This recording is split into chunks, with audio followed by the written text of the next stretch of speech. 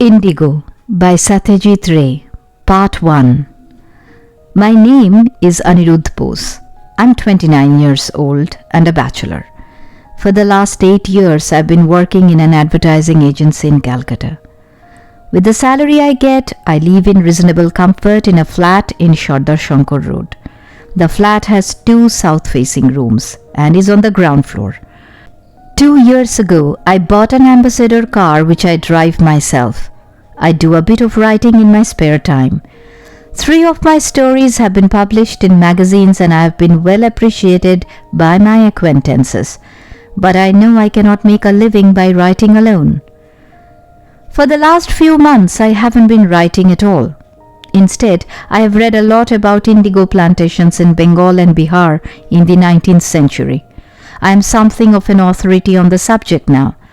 How the British exploited the poor peasants, how the peasants rose in revolt, and how finally with the invention of synthetic indigo in Germany, the cultivation of indigo was wiped out from our country. All this I know by heart.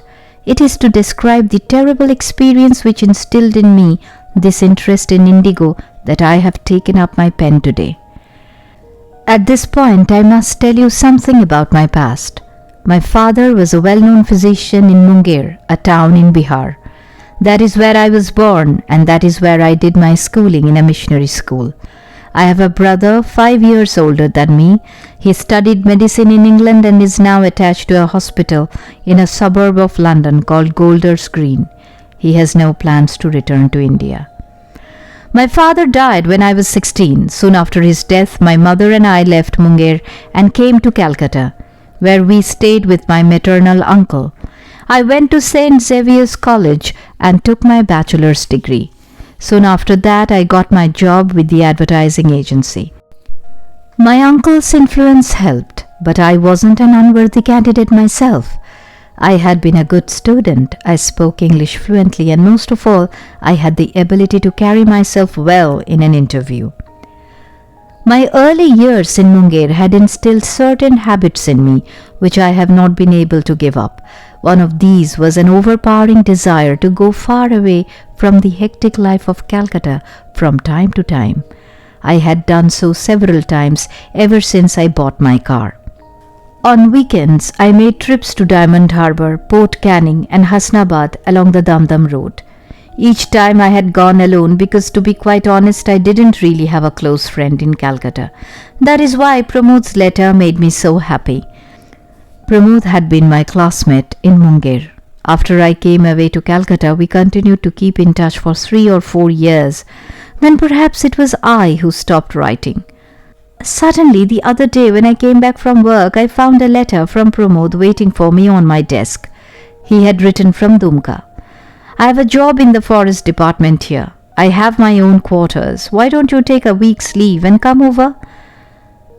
Some leave was due to me, so I spoke to my boss, and on the 27th of April, I shall remember the date as long as I live, I packed my bags and set off for Dumka. Pramod hadn't suggested that I go by car. It was my idea. Dumka was 200 miles away, so it would take about 5 or 6 hours at the most. I decided to have a big breakfast, set off by 10 and reach there before dusk. At least that was the plan, but there was a snag right at the start. I had my meal and was about to put a pan into my mouth when my father's old friend Uncle Mohit suddenly turned up. He is a grave old man whom I was meeting after 10 years, so there was no question of giving him short shrift. I had to offer him tea and listen to him chat for over an hour. I saw Uncle Mohit off and shoved my suitcase and bedding into the back seat of my car. Just then, my ground floor neighbor Bhola Babu walked up with his 4-year-old son Pintu in tow. "Where are you off to all by yourself?" Bhola Babu asked. When I told him, he said with some concern, "But that's a long way. Shouldn't you have arranged for a driver?" I said I was a very cautious driver myself and that I had taken such care of my car that it was still as good as new, so there's nothing to worry about. Bhola Babu wished me luck and went into the house. I glanced at my wristwatch before turning the ignition key. It was 10 minutes past 11. Although I avoided Howrah and took the Bali Bridge road, it took me an hour and a half to reach Chandanagar. Driving through dingy towns, these first 30 miles were so dreary that the fun of a car journey was quite lost. But from there on, as the car emerged into open country, the effect was magical. Where in the city did one get to see such a clear blue sky free from chimney smoke and breathe air so pure and so redolent of the smell of earth? At about 12:30, as I was nearing Burdwan, I began to feel the consequence of having eaten so early. Hungry, I pulled up by the station which fell on the way, went into a restaurant and had a light meal of toast, omelette and coffee. Then I resumed my journey. I still had 135 miles to go. 20 miles from Burdwan there was a small town called Panagar. There I had to leave the Grand Trunk Road and take the road to Ilam Bazar.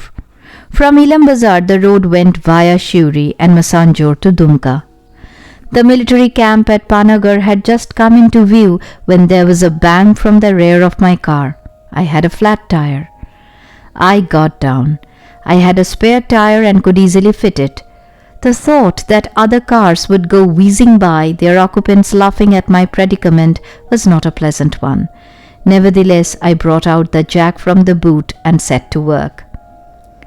By the time I finished putting the new tire on, I was dripping with sweat. My watch showed 2:30. It had turned muggy in the meantime. The cool breeze which was blowing even an hour ago and was making the bamboo tree sway had stopped. Now everything was still. As I got back into the car, I noticed a blue-black patch in the west above the treetops. Clouds. Was a storm brewing up? A nor'wester? It was useless to speculate. I must drive faster. I helped myself to some hot tea from the flask and resumed my journey.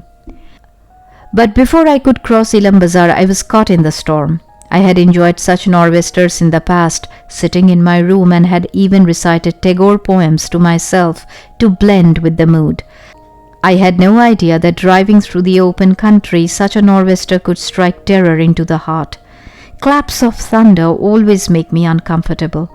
They seem to show a nasty side of nature, a vicious assault on helpless humanity. It seemed as if the shafts of lightning were all aimed at my poor ambassador, and one of them was sure to find its mark sooner or later.